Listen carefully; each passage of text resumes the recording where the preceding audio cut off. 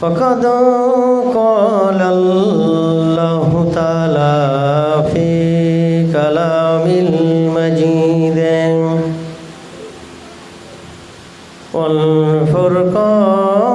والفرقانه الحميد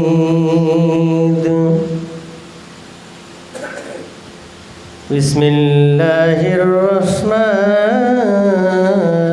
الرحيم قل إن صلاتي ونسكي ومحياي ومماتي لله رب العالمين وقال الله تعالى أيضا في كتابه مغفرا وآمرا بسم الله الرحمن الرحيم يا أيها الذين آمنوا اتقوا الله وكونوا مع الصادقين وقال النبي صلى الله تعالى عليه وسلم الدنيا مزرعة الآخرة وقال النبي صلى الله تعالى عليه وسلم من أحب سنتي فقد أحبني ومن أحبني كان معي في الجنة وقال الله تعالى أيضا في شأن حبيبه إن الله وملائكته يصلون على النبي يا أيها الذين آمنوا صلوا عليه وسلموا تسليما اللهم صل على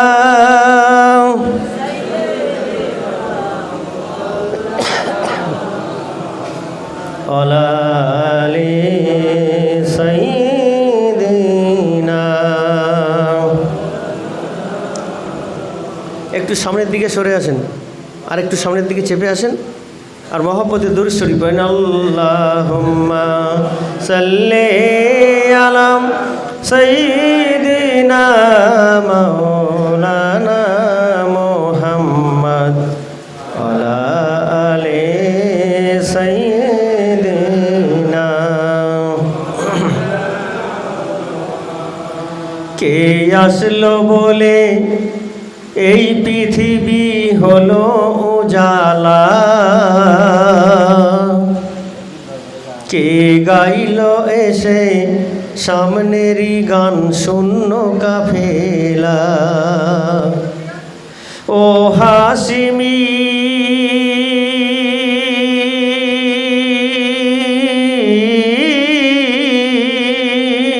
ও হাসিমি মক্কি মদনী শাহে Medina oh নূরে নবী নূরে নবী নূরে Medina জোরে বলুন ও নূরে নবী নূরে নবী নূরে মদিনা কে আসলো বলে এই পৃথিবী হলো উজালা কে গাইল এসে সামনেরই গান শূন্য কাফেলা ও হাসিমি মক্কি মদনী শাহে মদিনা ও নূরে নবী নূরে নবী নূরে মদিনা আল্লাহুম্মা সাল্লি আলা, জোরে জোরে, আলা আলি সাইয়্যিদিনা।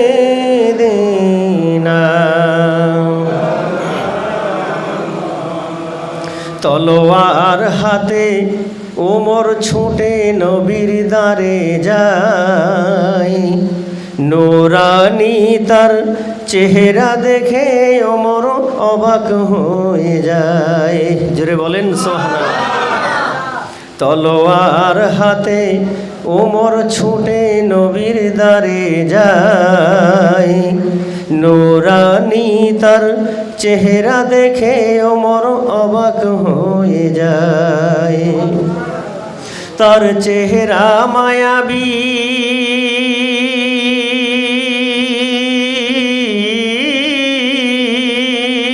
তার চেহারা মায়াবী দেখে ওমর, তার চেহারা মায়াবী দেখে ওমর হয়ে যায় নবীর দিওয়ানা। ও নূরে নবী, নূরে নবী, নূরে মদিনা। ও নূরে নবী, নূরে নবী, নূরে মদিনা। কে আসলো বলে এই পৃথিবী হলো উজালা, কে গাইলো এসে সামনেরই গান শূন্য কাফেলা। ও হাশিমি মক্কি মদনী শাহে মদিনা। ও নূরে নবী, নূরে নবী, নূরে মদিনা। আল্লাহুম্মা সাল্লি আলা সাইয়্যিদিনা আলা আলি সাইয়্যিদিনা। লা ইলাহা ইল্লাল্লাহ, জোরে জোরে, লা ইলাহা ইল্লাল্লাহ, জোরে জোরে, লা ইলাহা ইল্লাল্লাহ, লা ইলাহা ইল্লাল্লাহ মুহাম্মাদুর রাসূলুল্লাহ। আসমানের মালিক যে আল্লাহ, জমিনের মালিক সে আল্লাহ। আসমানের মালিক যে আল্লাহ, জমিনের মালিক সে আল্লাহ। হায়াতের মালিক যে আল্লাহ, মৌতের মালিক সে আল্লাহ।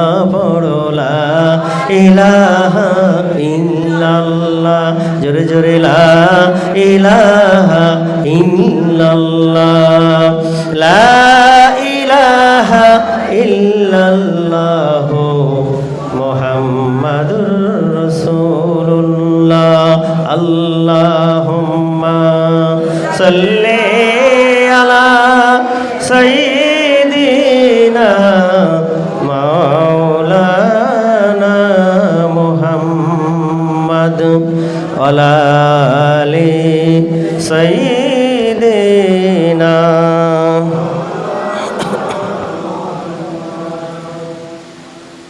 মুআজ্জাজ মুহতারাম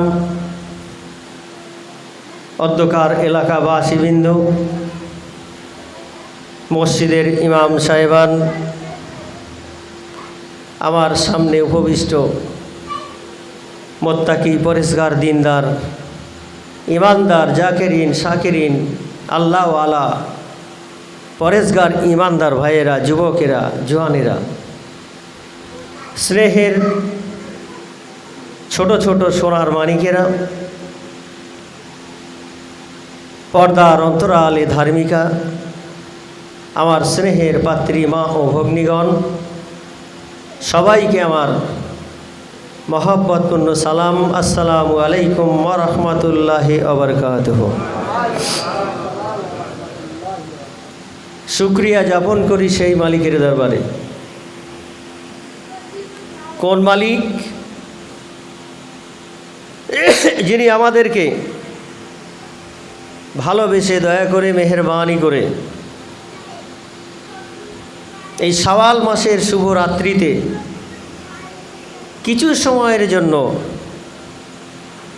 কোরআনের মজলিসে আসার বসার তৌফিক এনায়েত করেছেন। জান্নাতের বাগিচায় আসার বসার তৌফিক এনায়েত করেছেন। যে রব,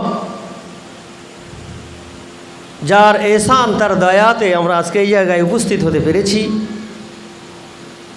সেই মালিকের দরবারে খুশির উদ্দেশ্যে কালেমাত শুকর আদায় করি, বলি আলহামদুলিল্লাহ। তারই পরে পরে অগণিত অসংখ্য দরুদ ও সালাম নবীকুলের শিরোমণি আকায় মাদানী, মা আমিনার লাল, মদিনার দুলাল, মক্কার বাতি, মদিনার জ্যোতি, মোহাম্মদুর রসুল্লাহ সাল্লাল্লাহু আলাইহি ওয়াসাল্লাম তানার উপর অগণিত অসংখ্য দরুদ ও সালাম বর্ষিত হোক। সকলে বলি আল্লাহুম্মা রাব্বানা আমিন। ভাই আমার, আপনারা জ্ঞানী গুণী আছেন, শিক্ষিত আলেম ওলামা হাফেজ কারি আছেন। আপনাদের যে কোয়ালিটি, যে শিক্ষার গুণ মান আমার মধ্যে কিছুই নাই। আমি একজন আল্লাহওয়ালার আদেশ হুকুম পালন অর্থে আল্লাহ রসুল এবং কামেল ওলি আল্লাহদের জীবন আদর্শ কোরআন হাদিস থেকে, ইজমা কিয়াস থেকে, বিভিন্ন রেফারেন্স থেকে আপনাদের সম্মুখে দিন সারা শরিয়াত, আখেরাত, পরকাল, এহকাল পরকাল কিভাবে কামিয়াব হবে আমি সেই সম্পর্কে কিছু আলোচনা রাখব। ওমা তৌফিকি ইল্লা বিল্লাহ। সেই রব যদি আমাকে সাহায্য করেন তবেই আমার দ্বারাই সম্ভব, নাহলে নিজ ইচ্ছায় একটি বাক্য ওই মুখ দিয়ে বের করা সম্ভব নয়। আমার ভাইয়েরা, জীবনে অনেক জলসা, অনেক মজলিস, অনেক ইজতেমা, আজিম উসান জলসা, মিলাদুন নবী জলসায় আপনারা আসা যাওয়া করেন। বড় বড় স্কলার, ইসলামিক বড় বড় মৌলানার বক্তৃতা আপনারা শোনেন না শোনেননি? একটু মুখে কথা বলতে হবে। এমনও বক্তার বক্তৃতাও আপনারা শোনেন যে বক্তা বসে করুক আর দাঁড়িয়ে করুক সেটা আলাদা বিষয়। বক্তা মিনিমাম 50,000 টাকা ফি আছে। এরকম বক্তার বক্তৃতা শুনেছেন তো নাকি? 20-30 হাজার টাকার বক্তার তো বক্তৃতা শুনেছেন। আজকে এই মাহফিলে যে গুনাহগার আপনাদের সম্মুখে দণ্ডায়মান, এর কোনো ফিক্স রেট নেই। কেন নেই সেটাও আপনাদের কোরআন থেকে বোঝানোর চেষ্টা করবে ইনশাআল্লাহ। রসুল বলেছেন, আল ওলামা ওয়ারাসাতুল আম্বিয়া, তাম পৃথিবীর যত আলেম ওলামা সব নবীর ওয়ারেস। জোরে বলেন। কিন্তু সেই নবীর ওয়ারেস প্রকৃত কে? কারা সেই নবীর ওয়ারিসের কাতারে দাঁড়াবে? আমি সেই সম্পর্কে আপনাদের কাছ থেকে হাদিস কোরআন থেকে একটি আলোচনা রাখবো ইনশাআল্লাহ, আল্লাহ যদি আমাকে তৌফিক দেন। তার আগে কিছু কথা আপনাদের কাছে শেয়ার করে নিই। আপনারা যে যার এলাকার ঘরে, বাড়িতে বা রাস্তাঘাটে ছিলেন, কিন্তু এইখানে এসেছেন কোনো একটা মাকসাদ তো আছে নাকি? আছে না ভাই? কেন এসেছেন? না কোরআনের মজলিসে আমরা একটু গিয়ে বসবো। আমরা তো বড় পাপী গুনাহগার। আল্লাহ যদি এই বাবার কথা আমাদের কিছু জীবনের গোনাটা মাফ করে দেন, বলুন সুবহানাল্লাহ। এরকম কিছু নিয়ত আছে না নেই? আর যদি বলেন বক্তা কেমন দেখতে, কণ্ঠ কেমন, এসব মনোবৃত্তি নিয়ে যদি আসেন তাহলে বেকার হবে। যদি হেদায়েত পাওয়ার আশা নিয়ে আসেন, কোরআনের কিছু নির্যাস নেয়ার জন্য আসেন, খাঁটি নিয়ত করেন, হায়াতুল হায়ানের মধ্যে এই ঘটনাটি পাবেন। নিয়তের বায়ান যেখানে লেখা আছে সেখানেই ঘটনাটি আছে। আমি আগে আপনাদের কাছে উপস্থাপন করছি। সৃষ্টির প্রথম মানুষ হযরতে আদম আলাইহিস সালাতু সালামকে যখন, যে কারণেই হোক, আমি অত আলোচনা করতে সময় আমার হবে না, ঘটনা তো অনেক লম্বা, সে গন্ধব খেয়ে হোক আর যে কারণেই হোক দুনিয়াতে আসলেন। এসেছিলেন কি আসেননি? একটু হ্যানা কথা বলবেন। এসেছিলেন। আসার পর যখন এই দুনিয়াতে আসলেন, স্বামী এবং স্ত্রী মা হাওয়া এবং নবী আদম আলাইহিস সালাতু সালাম দুজনকে দু জায়গায় নামিয়ে দেওয়া হলো। তাম পৃথিবীটা জঙ্গল গাছপালায় ভরা, কোনো ঘর বাড়ি বিল্ডিং বালাখানা ছিল না। তিনি যখন জঙ্গলের মধ্যে বসবাস করছে, তো জঙ্গলে মানুষও বাস করছে, হিংস্র প্রাণী বাস করছে, হায়না নেকড়ে বাস করছে, তো একদল হরিণ তারাও বাস করছে। তো তারা মনে মনে ঠিক করলো, আমরা এক প্রাণী, আদম আলাইহিস সালাম আর এক প্রাণী, তিনি মানুষ আর আমরা পশু, কিন্তু আছি তো সবই একই জঙ্গলে। তো একই জঙ্গলে থাকার কারণে আমরা সবাই তো একে অপরের প্রতিবেশী। জোরে বলুন সুবহানাল্লাহ। তখন ওই হরিণের দলরা চিন্তা করলো যে প্রতিবেশী যখন, তাহলে প্রতিবেশীর সঙ্গে একটু সাক্ষাৎ করা, সালাম কালাম করা, দেখা সাক্ষাৎ করা, খোঁজখবরি নেওয়া, ভালো মন্দর পাশে দাঁড়ানো, এটা তো প্রতিবেশীর কাজ নাকি? আপনারা কথা বলছেন না? যে প্রতিবেশী অসুস্থ হলে, মারা গেলে, বিপদ আসলে কে যাবে সাহায্য করতে? প্রতিবেশী যাবে। তো আজকে সেই প্রতিবেশীর সঙ্গে ভালো সম্পর্ক আমাদের আছে। কথা যদি আপনারা না বলেন তাহলে আমার ওয়াজ করা হবে না। প্রতিবেশীর সঙ্গে ভালো সম্পর্ক যদি না থাকে তাহলে কিন্তু বড় মুসিবতে পড়তে হবে। আমার ভাইয়েরা, যুবক জওয়ানেরা, আল্লাহর নবী আদম আলাইহিস সালাতু ওয়াস সালাম যখন দুনিয়ার জমিনে আসলেন, তাকে দেখার জন্য প্রতিবেশী হিসাবে তার সঙ্গে সাক্ষাৎ করার জন্য একদল হরিণ চলে আসলো। ওই হরিণের দল নবী আদম আলাইহিস সালাতু ওয়াস সালামের সামনে দাঁড়িয়ে গেল, সালাম নিবেদন করলেন। আল্লাহর নবী হযরতে আদম আলাইহিস সালাতু ওয়াস সালাম সালামের জবাব দিলেন, একে অপরের খোঁজ খবরই ভালো মন্দ আলাপ আলোচনাটা করলেন। দীর্ঘ সময় পেরিয়ে গেল।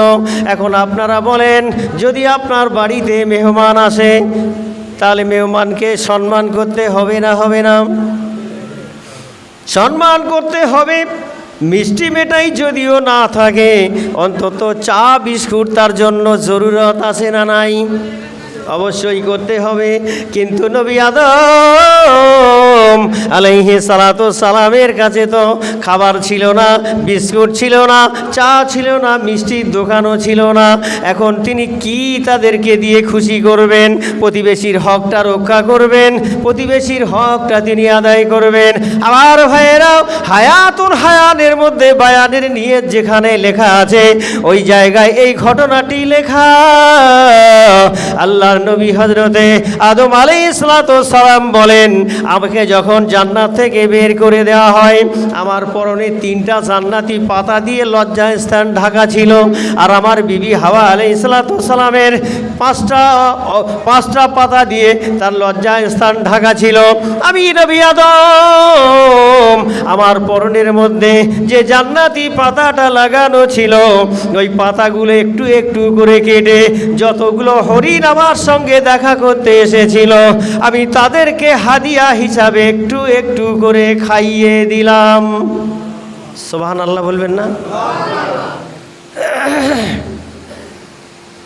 জান্নাতি পাতা নবী আদম আলাইহিস সালাম নিজ হাতে ছিঁড়ে ছিঁড়ে হরিণগুলোকে হাদিয়া হিসাবে তাদেরকে খাইয়ে দিলেন। জোরে বলেন সুবহানাল্লাহ। জান্নাতি পাতা খাওয়ার পরেতে যখন ওই হরিণের দল আদম আলাইহিস সালামের কাছ থেকে বিদায় নিয়ে যখন আবার জঙ্গলে ফিরে চলে গেল, তাদের জাত ভাইদের মধ্যে মিশে গেল। কিন্তু যে রাস্তা দিয়ে যায় সারা জঙ্গল যেন মুখরিত হয়ে যায়। জোরে বলেন, সারা জঙ্গলটা যেন খুশবুতে জারি হয়ে গেল।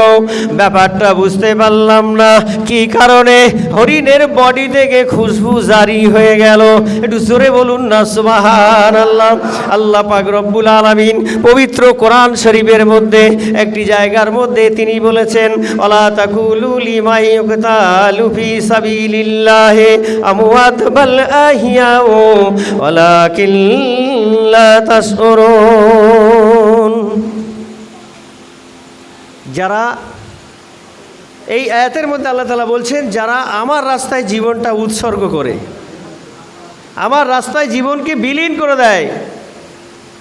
কীরকম বিলীন করে দেয় তার আয়াতটা আমি আগেই আপনাদের কাছে পড়েছি। কুল ইন্না সালাতি ওয়া নুসুকি ওয়া মাহিয়াই ওয়া মামাতি লিল্লাহি রাব্বিল আলামিন।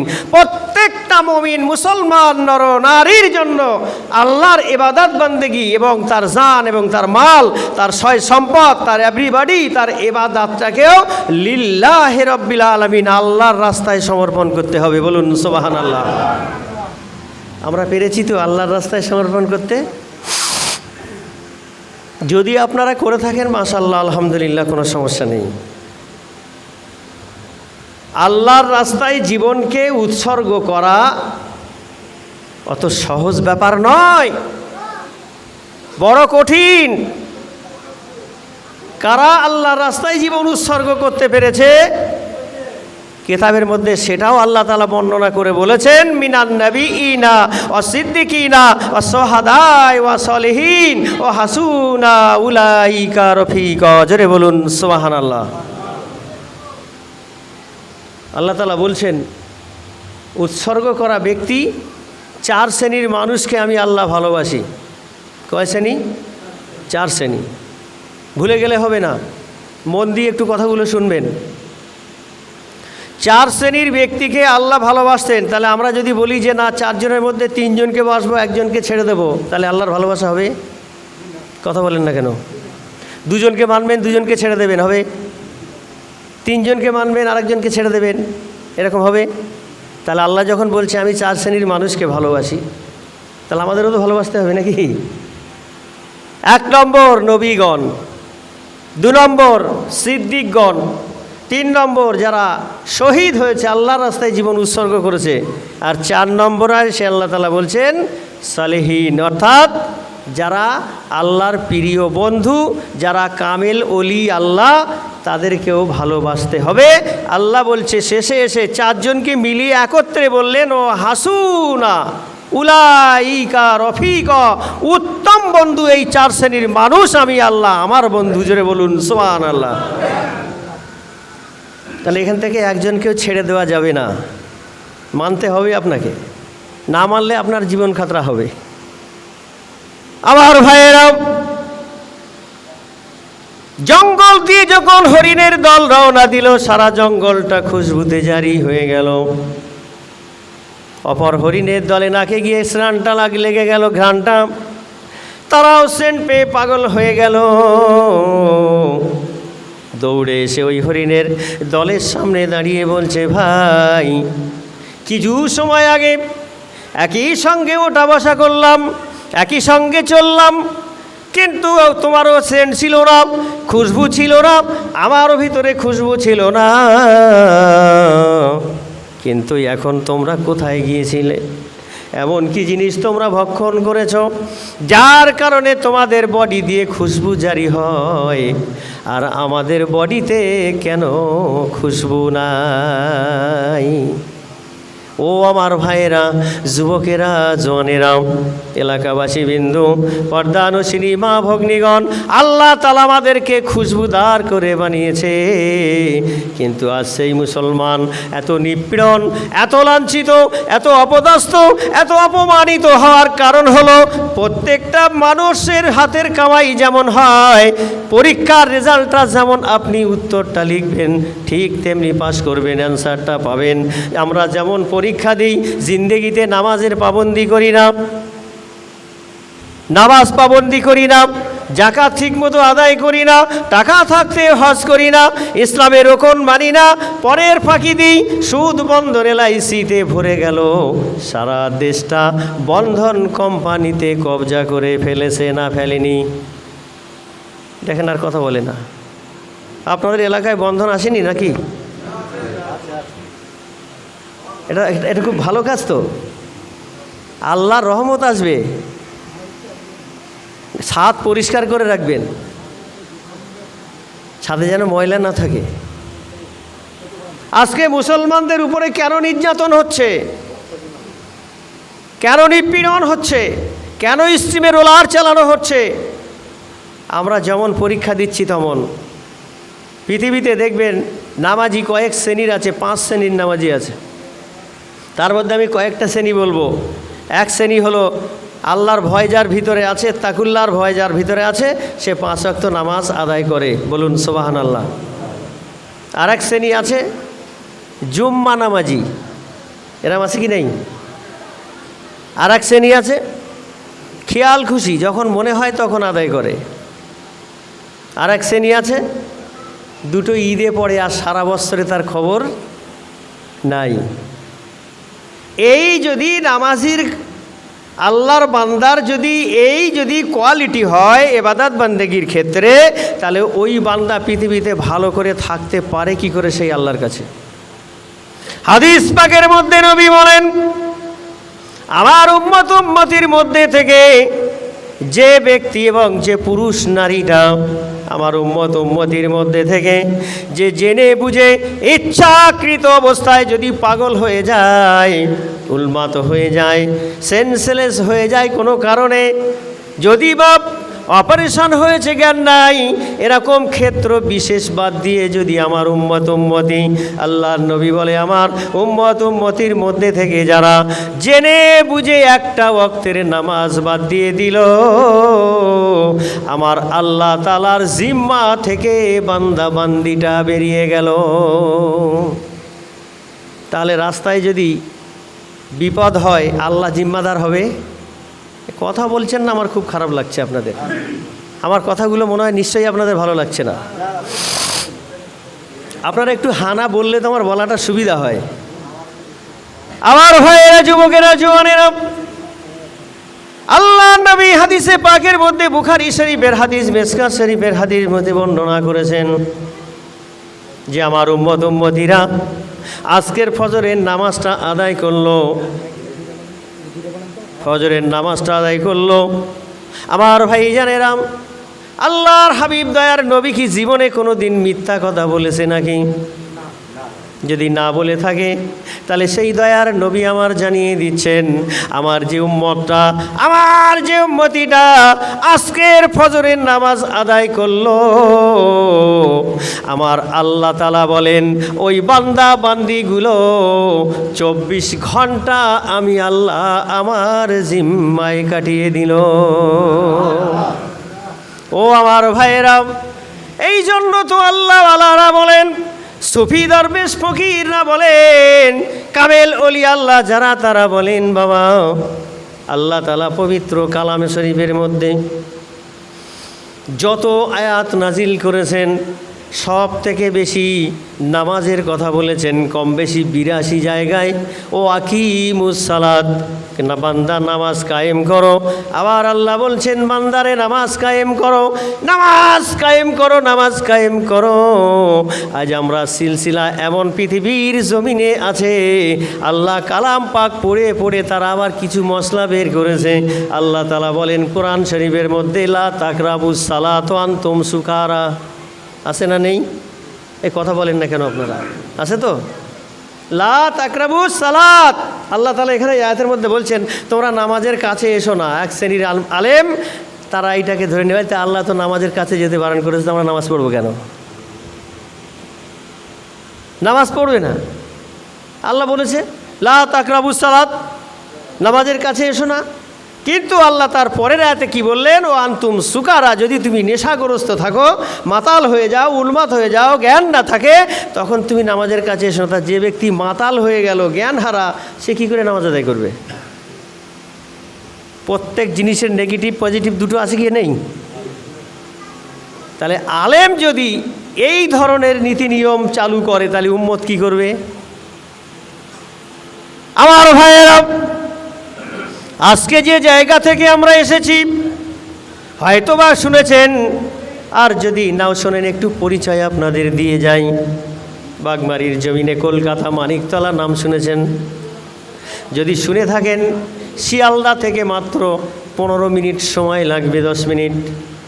কলিকাতা মানিকতলা বাগমারী 18 নম্বর রোডে আল্লাহর একজন মেহবুব বান্দা, যিনি এই জামানার দস্তগীর, জুড়ে বলুন সুবহানাল্লাহ। দস্তগীর তিনি। দস্তগীর কাকে বলা হয়? দস্তগীরের কাজ হলো গুনাহগার পাপী আল্লাহ এবং তার রসুলের উম্মতদেরকে হাত ধরে ধরে নেক আমলের বার্তা দিয়ে দিয়ে জীবন পরিশুদ্ধ করে জান্নাতের দিকে যে ধাবিত করে, ওই ব্যক্তির নাম হয় দস্তগীর, জোরে বলেন সুবহানাল্লাহ। আর এই দস্তগীরের কাজ হলো আল্লাহর বান্দাদেরকে ডেকে দিনের দাওয়াত দেওয়া, নামাজের কথা বলা, হক কথা বলা, কোরআন শরীফে যে কথাগুলো নিষেধ করেছে সেটা নিষেধ করা, যেটা মানার কথা বলা হয়েছে সেটা মেনে নেওয়া। এই আদেশ হুকুমগুলো যারা দেয়, দেওয়ার পরেতে তা কারো কোনো মানুষের কাছে হাত পাতে না, চাঁদাও তোলে না, হাত পাতে না, কদম মুছিও নেয় না, একমাত্র তারাই আল্লাহ তাআলার পবিত্র কালাম বলেন, ওই ব্যক্তি মাত্র আমি আল্লাহ আমার রাস্তায় আছে, জোরে বলুন সুবহানাল্লাহ। এখন তো প্রত্যেকের হাতে হাতে মোবাইল আছে, ইন্টারনেট, তার মধ্যে কোরআন শরীফ ডাউনলোড করা আছে। 22 পারা সূরা ইয়াসিনের 21 নম্বর আয়াতটা খুলে এটা তাফসীরটা একটু দেখে নেবেন। আল্লাহ তাআলা এই আয়াতের মধ্যে বলেছেন, ইত্তাবিউ মাল্লা ইয়াসআলুকুম আজরাউ আহু মুহতাদুন। আল্লাহ তাআলা বলছেন ওই ব্যক্তির অনুসরণ তোমরা করবে না। আল্লাহ কোন ব্যক্তির অনুসরণ করব? না, যে ব্যক্তি তোমাদের কাছে ওয়াজ করে, দিনের কথা বলে, শরিয়াতের কথা বলে, পাক নাপাকের কথা বলে, হালাল হারামের কথা বলে, বৈধ অবৈধর কথা বলে, এক কথায় দিন সারা শরিয়াতের দাওয়াত তোমাদের কাছে যে ব্যক্তিটা দেয়, আর দেওয়া শোনা হয়ে যাওয়ার পর চায় না সে সালামি, চায় না সে কদম মুছি, হাতও পাতে না, দিলেও গ্রহণ করে না, আল্লাহ তাআলা বলছেন অহু মুহতাদুন, ওই ব্যক্তি আমার রাস্তায় তার জীবনটা আছে, বলুন সুবহানাল্লাহ। তাহলে আজকে আমরা পৃথিবীর দিকে যদি লক্ষ্য করে দেখি, হাত পাতার ব্যবস্থা আছে সব জায়গায়, কম বেশি আছে না নেই ভাই? আছে। কিন্তু সুফি মুফতি আজান গাছি রহমাতুল্লাহ আলাইহি, তার যে দরবার, সত্যের সংগঠন, এখান থেকে সত্যের বার্তা দেওয়া হয়। যেমন নবী মুহাম্মদুর রাসূলুল্লাহ সাল্লাল্লাহু আলাইহি ওয়াসাল্লাম ওই মক্কার জমিন থেকে সত্যের আওয়াজ বুলন্দ করে দিয়ে সারা পৃথিবীর জমিন ইমানের বাতি জ্বালিয়ে দিয়ে গেছে। আল্লাহওয়ালা যারা হয়, সুফি দরবেশ যারা হয়, তারাও বিনা পয়সায় সেই নবীওয়ালা কাজটা তামাম পৃথিবীর মানুষের কাছে বার্তা দেয়, জোরে বলুন সুবহানাল্লাহ।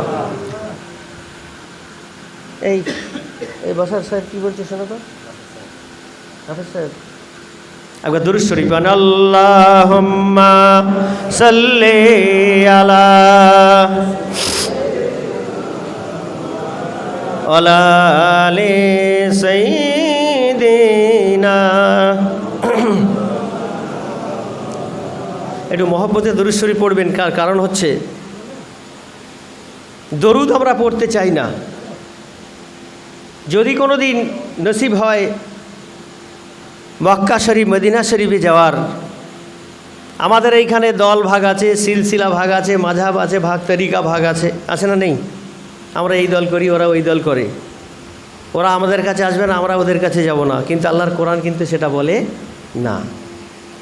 তুমি যদি প্রকৃত আলেম হয়ে থাকো, তোমার নৈতিক দায়িত্ব হচ্ছে গুনাহগার পাপী বান্দাদের কাছে হক কথাগুলো উপস্থাপন করে দেওয়া। আল্লাহ রসুল দুজাহানের বাদশাহ, তিনি বলেছেন এই পৃথিবীর আখিরি জামানায় কঠিন পরিস্থিতির মধ্যে থেকে আমার যে উম্মত আমার এই গুনাহগার পাপী উম্মতদের সম্মুখে দাঁড়িয়ে সুদের ফিতনা থেকে বাঁচার দাওয়াতটা দেবে, আমি বিশ্বনবী রাসূলুল্লাহ জানিয়ে দিলাম, ওই ব্যক্তির দরজাটা আমার আল্লাহ তাআলা আবু বকর, ওমর, উসমান, আলীর দরজা দান করবেন। আজকে পৃথিবীতে আলেমরা ওয়াজ করে সুদ থেকে বাঁচার কথা বলে না, যে বলে কেন বলে না? সে তো নিজেই গ্রেফতার হয়ে আছে। আমার ভাইয়েরা,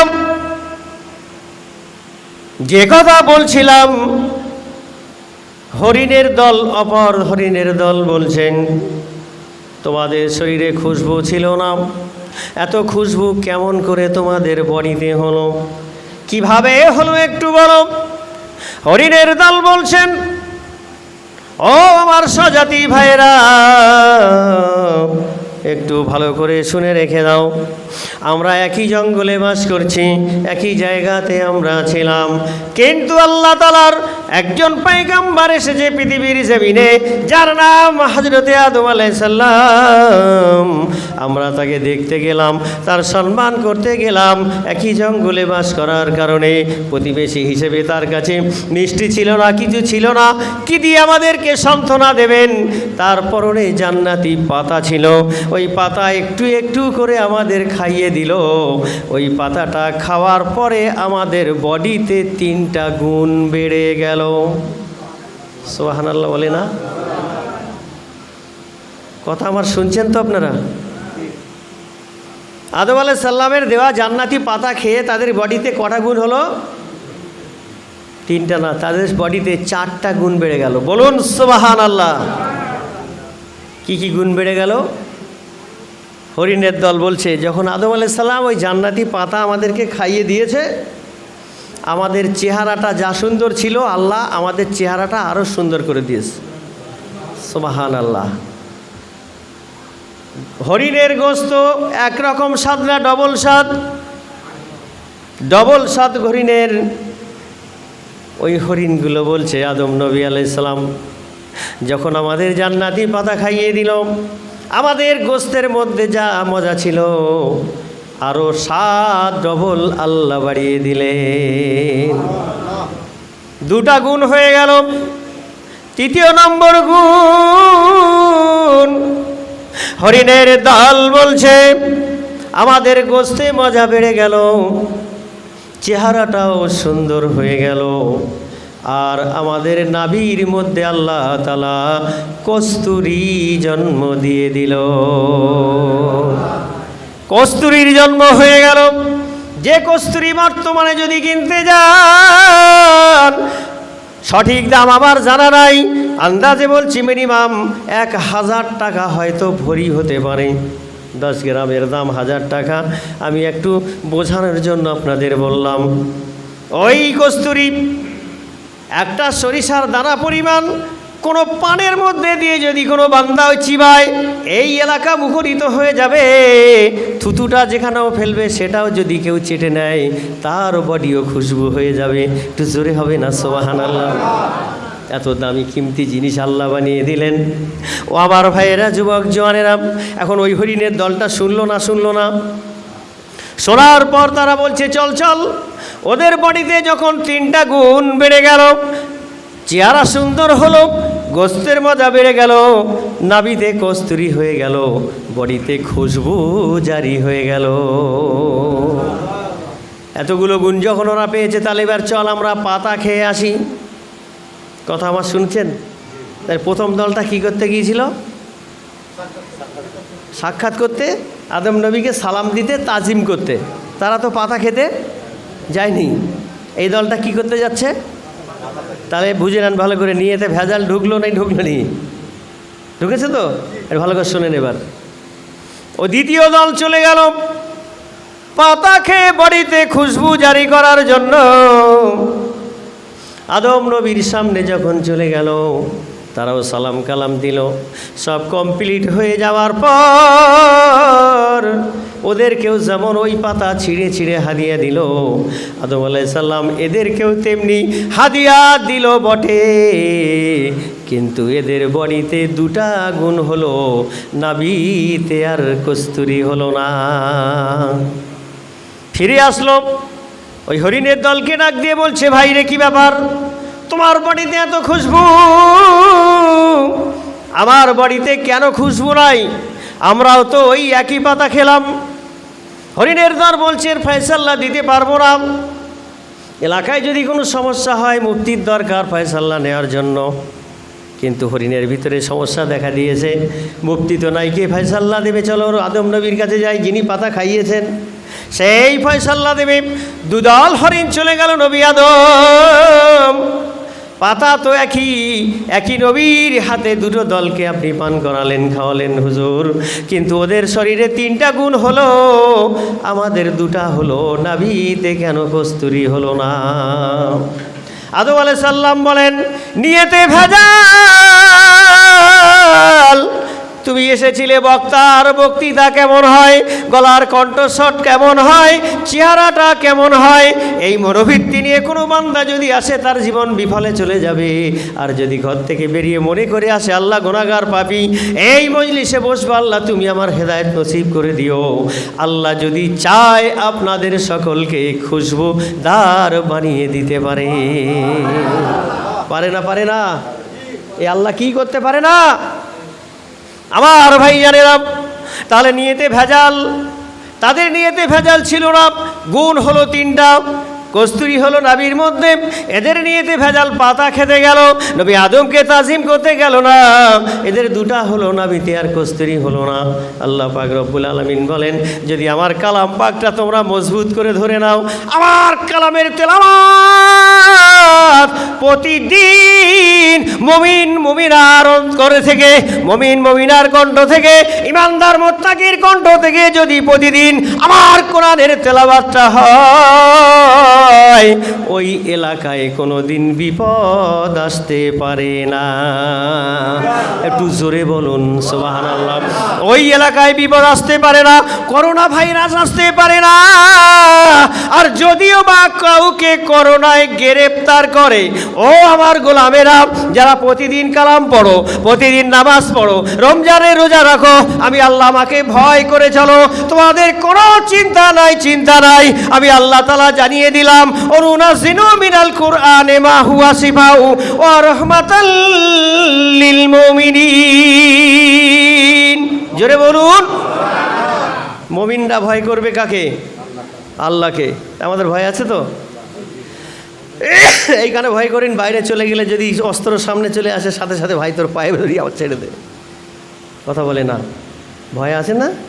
অবশ্যই আছে।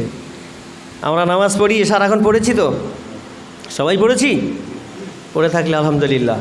মসজিদের ইমাম সাহেব ভালো খবর জানে এলাকার, আমরা তো জানি না বাবা, আজকে এসেছি, 2-4 দিন থাকলে বুঝতে পারবো এই এলাকাটা কেমন।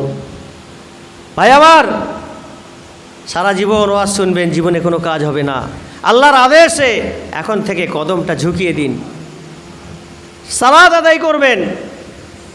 যারা এশার নামাজ আজকে আদায় করলো, এখন আরশের মালিক কি বলে জানেন? ও আমার গোলামেরা, তোমরা সেজদাটা কার কদমে দিয়েছো? না আল্লাহ তোমার কদমে দিয়েছি। খুলুসিয়াত নিয়াতে দিয়েছো? হ্যাঁ আল্লাহ দিয়েছি। হালাল খানা খেয়ে দিয়েছো? কেউ বলবে দিয়েছি হালাল খেয়ে, কেউ বলবে না।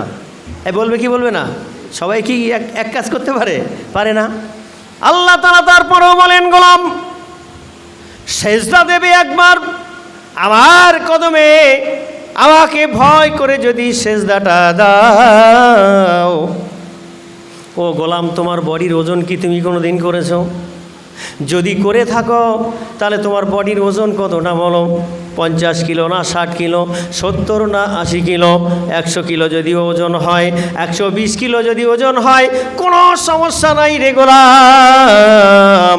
আমার কদমে সেজদা দিয়ে মাথা তুললে আমি আল্লাহ তাআলা তোমার প্রতি এত খুশি আর রাজি হয়ে যাই, যার কারণে আমি আল্লাহ খুশি হয়ে গিয়ে তোমার বডির ওজন যতটা হোক না কেন, ওই পরিমাণ স্বর্ণ আমি আল্লাহর রাস্তায় সদকা করলে যে সওয়াবটা হয়, আমি আল্লাহ তোমার আমল নামায় দান করি। প্রত্যেকের বডির ওজন করবেন বাড়িতে গিয়ে, ওই পরিমাণ স্বর্ণ আল্লাহর রাস্তায় দান করা সব আল্লাহ তাআলা বান্দার আমল নামায় লিখে দেয়। বলুন সুবহানাল্লাহ। শুধু তাই নয়, নবী বলেন, ও আরশের মালিক, আমি তো তোমাকে দেখলাম, কিন্তু আমার উম্মত কি দেখতে পাবে না? আল্লাহ তাআলা বলেন, আমার হাবিব চিন্তা করো না, গমগীন হয়েও না। ও আমার হাবিব, তুমি চিন্তা করো না, চলে যাও, জমিনেতে চলে যাও। তোমার উম্মত যখন নামাজে দাঁড়াবে, নামাজের মুসাল্লায় দাঁড়াবে, আসসালাতু মিরাজুল মুমিনিন। মুমিনের সাক্ষাৎ হবে আল্লাহর সঙ্গে নামাজের মাধ্যমে। জোরে বলুন। মসজিদ ঘর এলাকায় আছে, কিন্তু ওয়াক্তিয়া নামাজ ঠিকই হয়। ফজরে 6 জন, জোহরে 3 জন, আসরে 7-8 জন, মাগরিবে খুব বেশি 10-12 জন, এশায় একটু হয় কোনো দিন 15 জন 20 জন, কোনো দিন আবার 5-7 জন 10 জন। প্রত্যেকের পেটের আহারের প্রয়োজন আছে না নেই? কথা বলে না, আছে তো? 5 টাইমের মধ্যে 3 টাইম দিয়ে 2 টাইম গ্যাপ করলে শরীরটা কেমন থাকবে? ভালো থাকবে? থাকবে না। আর এই গরম তো পড়ছে, পানি আহার কিচ্ছু দেওয়া হবে না, শরীরের অবস্থাটা যেমন হয়। আল্লাহ তাআলা বলেন, আমার ঘরকে যদি তোমরা ভুকা রেখে ঘরে ঘুমাও, আমার খোদার গজব আসতে দেরি করবে না। আজ থেকে সচেতন হবেন। মসজিদ এলাকায় তৈরি করলে সেই এলাকায় আল্লাহর শান্তি বর্ষণ হয়। আবার ওই এলাকায় যখন মুসল্লিরা মসজিদে গিয়ে আবাদ না করে, খোদার গজব মসজিদের বদদোয়া লেগে যায়। তাহলে আপনারা বদদোয়ায় থাকবেন নাকি সুদোয়ায় থাকবেন? বিবি বাচ্চাদেরকে নামাজের তালিম দেবেন, কেউ ফিরে যাবেন না। আল্লাহ পাক পবিত্র কোরআনে বলেন, ইয়া আইয়ুহাল্লাযীনা আমানু কু আনফুসাকুম আহলিকুম নার। হে মুমিনগণ, তোমরা বাঁচো জাহান্নামের গাড্ডা থেকে, আর বাঁচাও তোমার আহাল যারা আছে এদেরকে। কথাটা কে বলেছে? আল্লাহ বলছে, মুমিন যারা হবে সে নিজে বাঁচবে জাহান্নামের আগুন থেকে। এখন আপনি ফ্যামিলির গার্জেন, আপনি নামাজ আদায় করেন, বাড়িতে করেন আর মসজিদে করেন, অবশ্যই আদায় করেন, কিন্তু আপনার বিবি নামাজ পড়ে না, আপনার সন্তানেরা নামাজ পড়ে না, আপনাদের বৌমারা নামাজ পড়ে না, নাতি পোতাপুতিরা নামাজ পড়ে না। তারা আপনার হাল, আপনি একা জান্নাতে যাওয়ার জন্য কৌশল করেন, আর তারা জাহান্নামের গাড্ডায় পড়ে আছে, একবারও চেষ্টা করলেন না। এই জন্য সুফি মুফতি আজান গাছি রহমাতুল্লাহ আলাইহি বলেন, ও পৃথিবীর মানুষেরা, যে সিলসিলা করো, যে তরিকা করো, যে মাযহাব তোমরা করো, আমার কোনো সমস্যা নাই। আল্লাহর কোরআন বলেছে নিজেকে বাঁচতে হবে, আর আহাল যারা আছে এদেরকেও বাঁচাতে হবে। এটা তোমার নৈতিক দায়িত্ব। জোরে বলুন সুবহানাল্লাহ। বিবিদেরকে নামাজের তালিম দিন। যদি নামাজ না পড়ে, এমনও পর্যন্ত কিতাবের মধ্যে বর্ণনা এসেছে, বিবির সঙ্গে এক বিছানায় শোয়া বন্ধ করে দিন। আমার ভাইজানেরা, এত খুললাম কথা কেউ বলে না, পেট আর পকেটের চিন্তা নিয়ে যে যার ব্যস্ত থাকে। সুফি মুফতি আজান গাছি রহমাতুল্লাহ আলাইহি সারা বিশ্বের বুকে বিনা পয়সায় এই দাওয়াতগুলো ছড়িয়ে দেয়। এখন আপনারা বলবেন, বিনা পয়সায় কি কিছু হয় নাকি? প্রশ্ন তো থাকবে নাকি? বিনা পয়সায় কিছুই হয় না, এটা তো পাগলেও বোঝে, আর সচল মানুষ বোঝে না। এটা তো অসম্ভব ব্যাপার, ইম্পসিবল। আমি তো কলকাতা থেকে এসেছি আজকে, এসি বাসে ধর্মতলা থেকে উঠেছি। একজনের ওই বাগনানের নাম বললাম, বলছে টিকিট হবে না। বলে কেন? এটা এসি বাস, তা কী করতে হবে? বলে নন্দকুমার টিকিট কাটলে তবে তোমার টিকিট দেওয়া হবে। তা নন্দকুমারের টিকিট কেটে বাসে চাপলাম, ডবল ভাড়া। তাহলে বাসওয়ালাকে টাকা দিতে হয়েছে, তবে আমাকে বাগনানে নামিয়েছে। আবার ওখান থেকে জয়পুরের বাস ধরেছি, এরা আবার গিয়ে বাইকে করে এনেছে। তাহলে বিনা পয়সায় হয়েছে কি? প্যাকেট নিয়ে বাজারে যাবেন, যা ইচ্ছা তাই মুদি দোকানে, সবজি দোকানে, গোশের দোকানে, মাছের দোকানে গিয়ে বলবেন প্যাকেট ভরে কিছু নেবে না, ছেড়ে দেবে না। এই কথাগুলো বিনা পয়সায় বলা হয়নি। আজকে যেই বসে বসে যে ওয়াজটা আপনি শুনছেন, এই কথাটাই বলা হয়েছে বিনা পয়সায়। জোরে বলুন। যে কান দিয়ে আল্লাহর বাণীগুলো শুনছেন, ওটাই হলো বিনা পয়সায়। যে আল্লাহর অক্সিজেন বাতাস, উক্ত বাতাস নিয়ে আপনি জীবনকে ধারণ করছেন, সেটা বিনা পয়সায়। এখন যে এশার সালাত আদায় করেছেন, এটা হচ্ছে বিনা পয়সায়। এই চোখ দিয়ে যে আপনি আপনার দুনিয়াতে আসার পর থেকে আর 60, 70, 80, 90 বছর, 100 বছর পর্যন্ত এই চোখ দিয়ে আল্লাহর নিয়ামত দেখছেন, এই জবান দিয়ে দাঁত দিয়ে চিবাচ্ছেন, জিভ দিয়ে ওড়াচ্ছেন, এরপর গিলে খাচ্ছেন, পেশাব পায়খানা আনলোডিং যা কিছু আল্লাহ করাচ্ছে, সবটাই বিনা পয়সায়। জোরে বলুন সুবহানাল্লাহ। তাহলে বিনা পয়সায় চাল ডাল গোশ মাছ পাওয়া যাবে না। আল্লাহর দিনের রাস্তায় যেতে গেলে কোনো টাকা পয়সা, এই দিনের কাজ করতে কোনো টাকা পয়সা খরচ লাগে না। জোরে বলুন সুবহানাল্লাহ।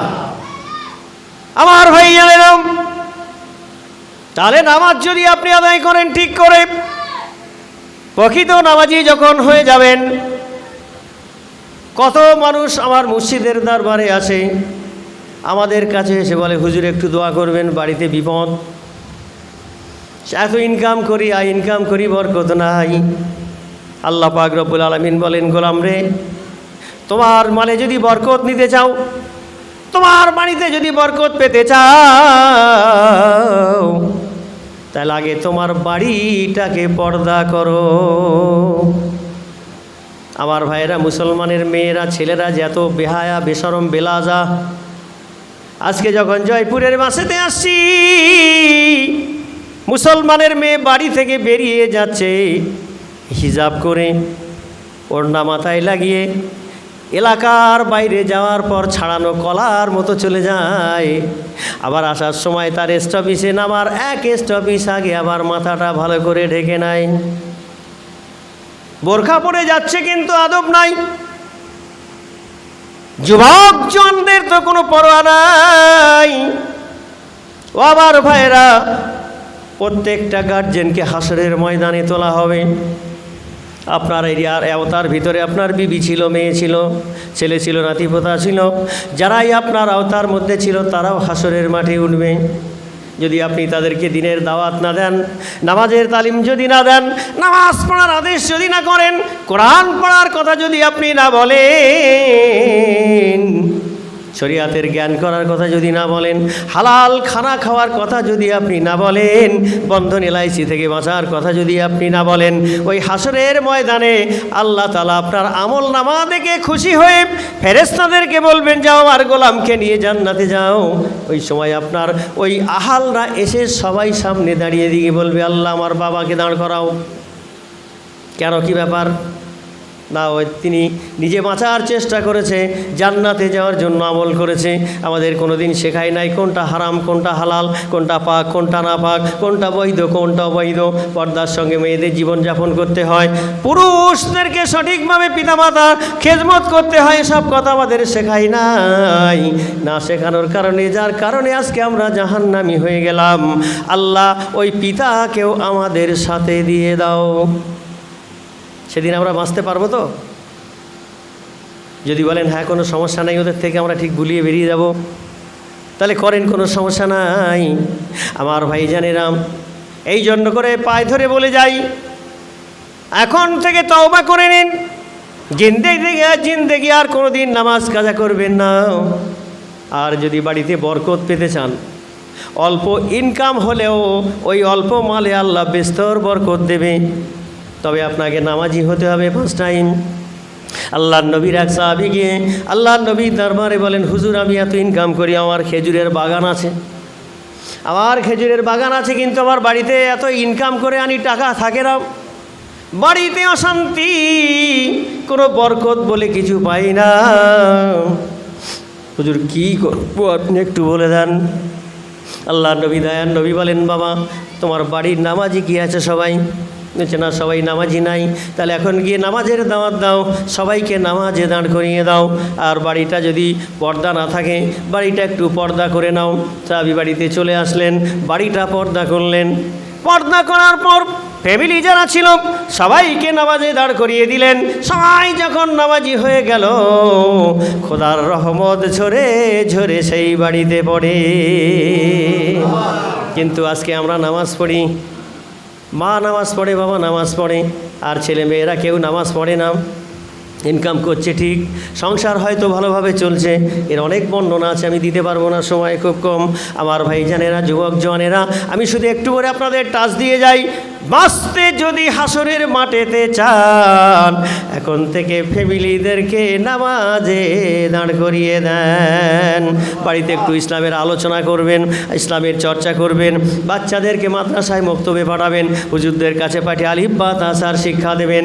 এ যদি না করেন, আমরা আজকে এত বড় মূর্খ হতভাগা মুসলমানদের ছেলে মেয়ে ছোট ছোট বাচ্চা এখনো ভালো করে কথা বলতে পারে না, অথচ তাদেরকে বাপ শেখায়, মা শেখায়, দাদা দাদু শেখায়, বলো A for apple, B for ball, C for cat, বলে না বলে না বলে। কিন্তু ওই মা বাবা ওই দাদা দাদু একবারও বলে না ও নাতি ও পোতা একবার বলো আলিফ বা তা সা, এ শিক্ষা একবারও দেয় না। তার কারণ তার ফ্যাক্টরিতেও মাল নাই, এই জন্য করে তারাও শিক্ষাটা দিতে পারে না।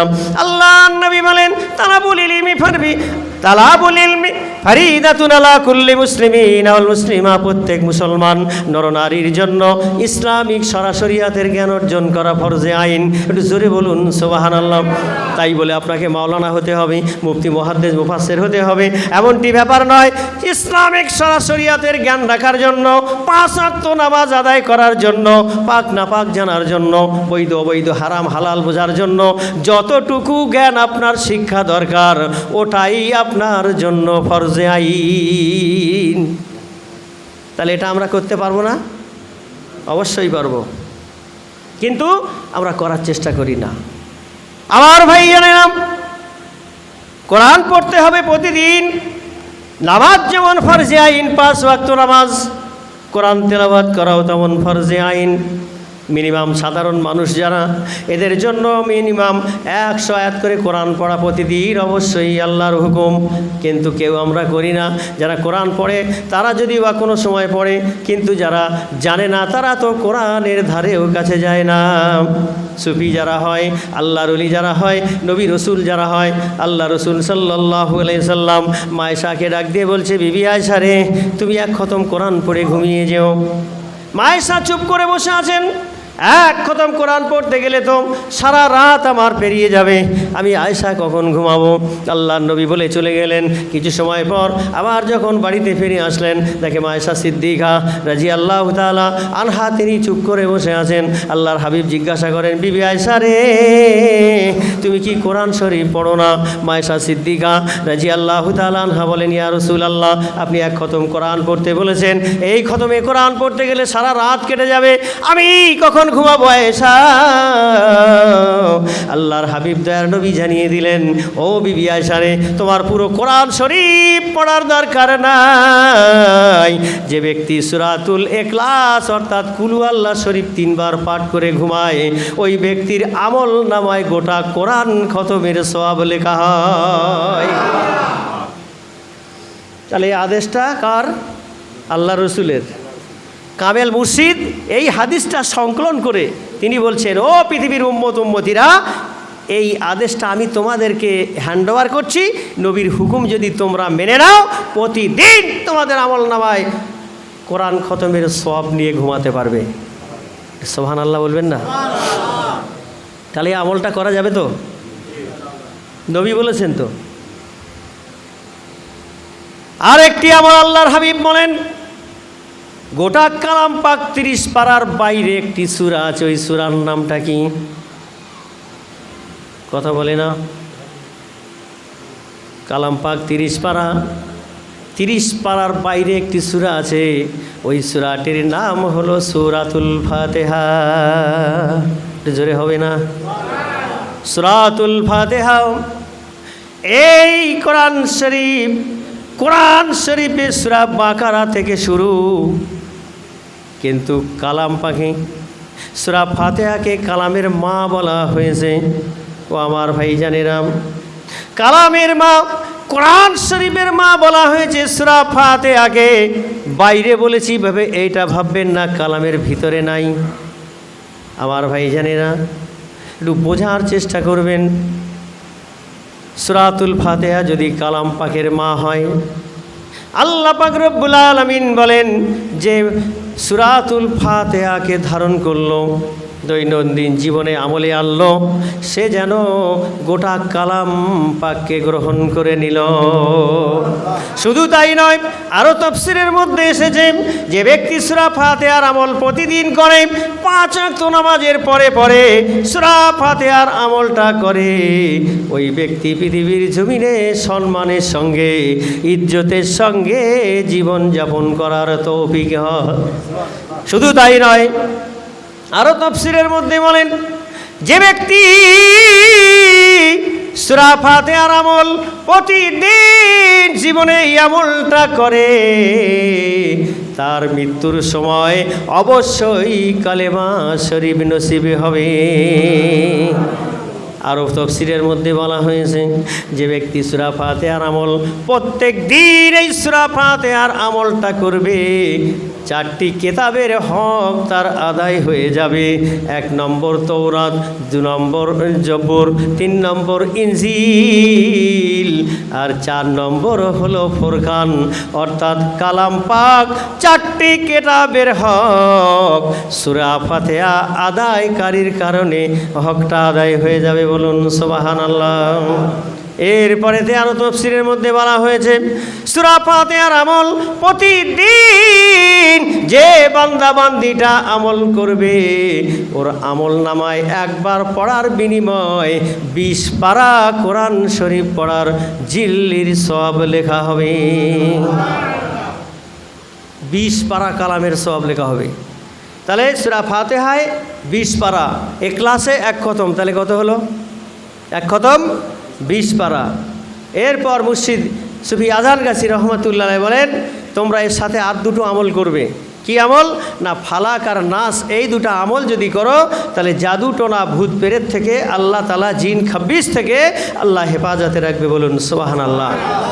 এরপরেও তিনি আরেকটি আদেশ করেন, এবার এগুলো করলে কিন্তু কবুল হলো না, বিষয় একটা আছে তো নাকি, কবুল হলো না, তাহলে একে কবুল করাতে গেলে আল্লাহ পাক বলছেন, আমার নবীর উপরে দরুদ পাঠ করে দোয়াটা পাঠ করো, তাহলে কি হবে? তোমার দোয়াটা আল্লাহর দরবারে কবুল হয়ে যাবে। বলেন সুবহানাল্লাহ। হযরত ওমর ফারুক রাদিয়াল্লাহু তাআলা আনহু যে বংশের ফারুকি, সেই বংশের 37তম মহাপুরুষ হযরত মাওলানা সুফি মুফতি আজান গাছি রহমতুল্লাহ জোরে বলুন সুবহানাল্লাহ। তিনি ওমর ফারুকের বংশধর। তিনি এই আমলগুলো মানুষের হাতে দিচ্ছেন, তোমরা এই আমলগুলো করবে। যে সিলসিলা তরিকা মাযহাব ওটা দেখার দরকার নেই। আল্লাহর কালাম প্রতিদিন আপনি যদি এইভাবে আদায় করেন, তাহলে 100 আয়াত করে যে পড়ার কথা বলা হয়েছে, আপনার আমল নামায় প্রতিদিন 150 কোরআনের আয়াত, কোরআন শরীফের এই সওয়াব লেখা হবে। বলুন সুবহানাল্লাহ। 8 খতম কোরআনের সওয়াব আপনার আমল নামায় লেখা হবে। এভাবে যদি আপনি আমল করতে থাকেন, এরপরে আল্লাহ ওয়ালারা বলেন, এটা ওজিফা আকারে আমল করার পর একজন আরেকজনকে বিনিময় করবে। কি করে? না এই ওজিফাটা যখন পড়া হয়ে যাবে তখন দোয়ার সময় বলবেন, যাহারা এই ওজিফা পড়ছে, যারা পড়ে চলে গেছে, পরবর্তীতে যারা পড়বে আল্লাহ তাদেরকে এই সওয়াবটা পৌঁছে দাও। তাহলে কি হলো? জিন্দাও পেল, মুর্দাও পেল, পরে যারা পড়বে তারাও পেল।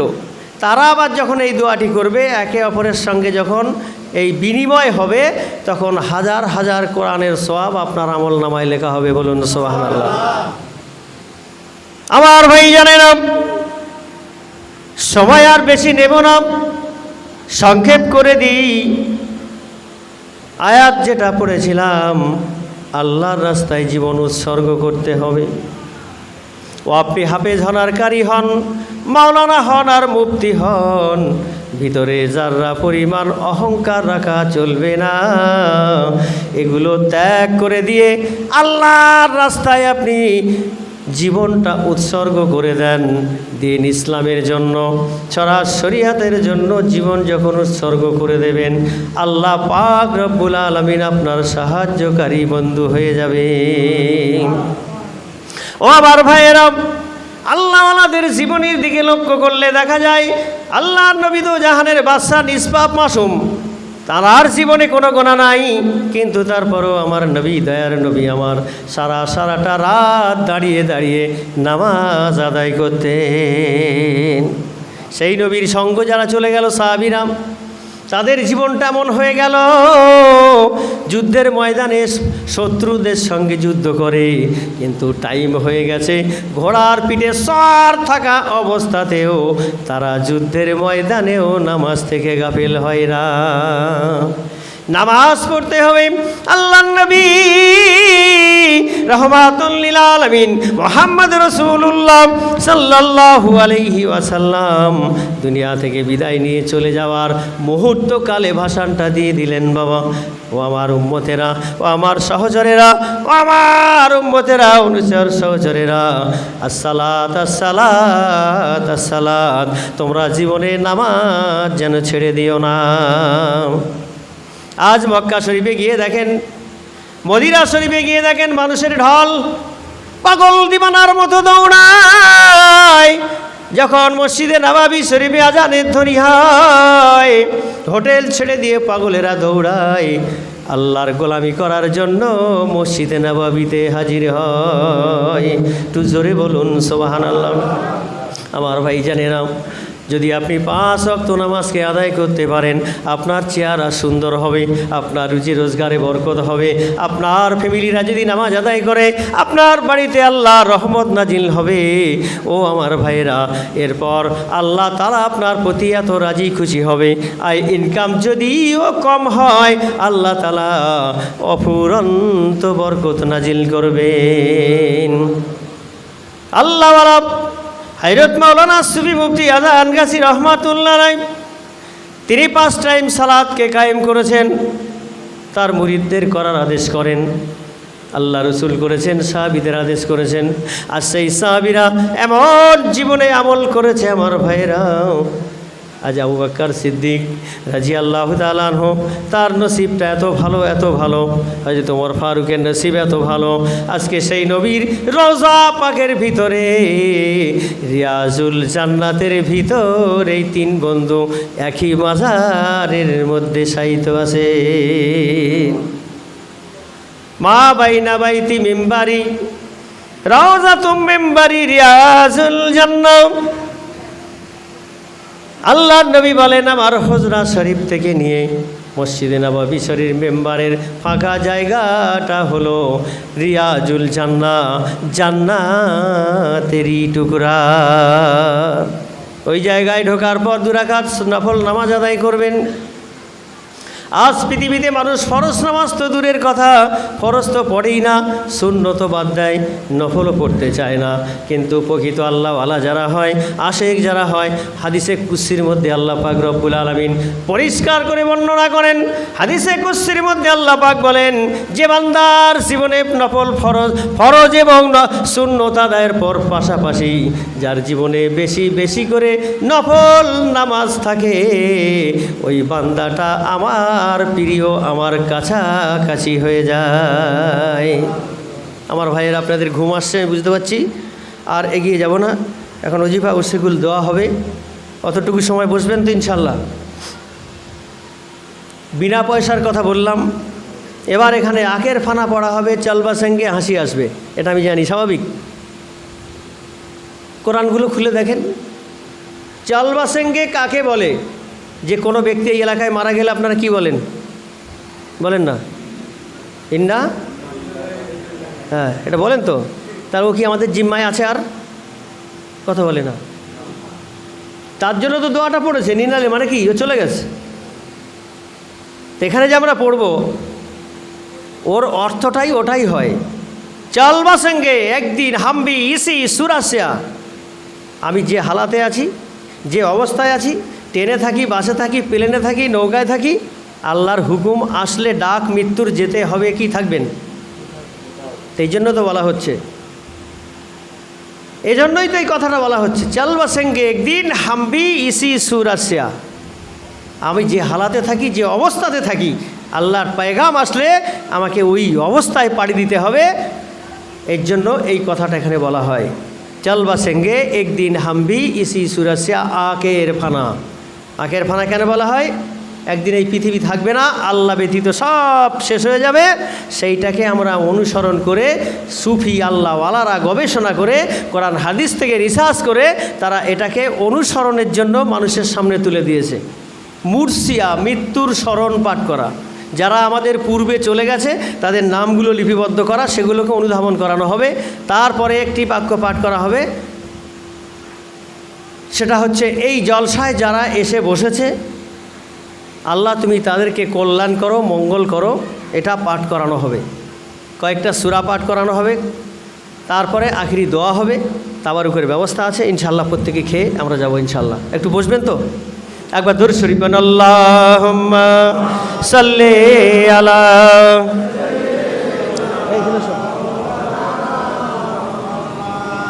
আলা আলি সাইয়্যিদিনা। আর এই ওজিফার কথা যেটা বলেছি, সূরা ফাতিহা, ইখলাস, ফালাক, নাস, দরুদ শরীফ, এই ওজিফা আমাদের কাছে আছে। বাংলা আছে, উর্দু আছে, আর আপনার হিন্দি আছে, ইংলিশ আছে, 4টে ভাষার। যে যেটা পারবেন সেটা নিয়ে এই আমলটা করবেন। এই আমলটা করলে আপনার জীবনে কি ফায়দা হবে? প্রতিদিন বললাম 108 খতমের সওয়াব, একে অপরের সঙ্গে বিনিময় করলে হাজার হাজার কোরআনের সওয়াব আপনারা পাবেন। এরপরেও আপনাদের পীর মুর্শিদ যদি থাকে, তাদের যে সবক যেটা দেওয়া আছে সে আমলটাও আপনারা তার সাথে সাথে করবেন। আর তার কারণ হচ্ছে আল্লাহ রসুল বলেন, আর দুনিয়া মাজরাতুল আখিরা, দুনিয়ার পুঁজি কামাই করতে গেলে এই জমিনে বসে বসে কামাইটা করতে হবে। এখান থেকে মরে যাওয়ার পর কবরে গেলে আর কামাই করতে পারবো না, তাই তো নাকি? তাহলে এখান থেকে আখিরাতের পুঁজিটা কামাই করে আমরা সেই কবরের জগতে পাড়ি দেবো ইনশাআল্লাহ। আল্লাহ আমাদের সবাইকে নেক আমল করার তৌফিক দান করেন। দরুদ শরীফ। আল্লাহুম্মা। আর এই ওজিফা একটা করে নিয়ে